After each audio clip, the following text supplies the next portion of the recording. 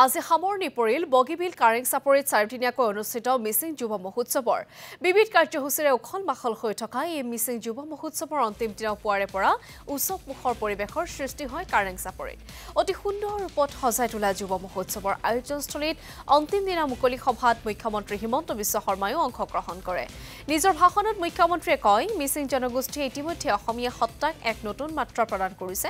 মুখ্যমন্ত্ৰী মিচিং স্বায়ত্তশাসিত পৰিষদক সাংবিধানিক মৰ্যাদা প্ৰদানৰ বাবে কেন্দ্ৰীয় চৰকাৰক অনুৰোধ কৰাৰ কথা কোৱাৰ লগতে মিচিং যুৱ মহোৎসৱক বছৰি 1 কোটি টকা আগবঢ়াৰ কথা ঘোষণা কৰে নিজৰ ভাষণত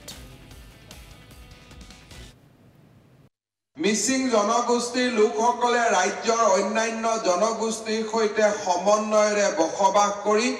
অসমীয়া জাতিসত্তাক এক নতুন মাত্ৰা সংযোগ কৰিছে আজি অসমীয়া সমাজখনৰ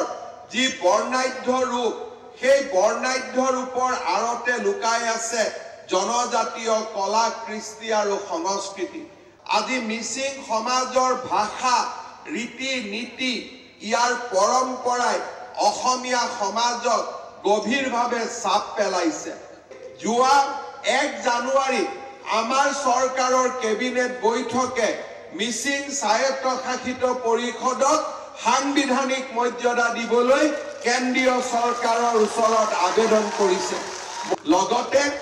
এই মিচিং যুৱ মহোৎসৱৰ বাবে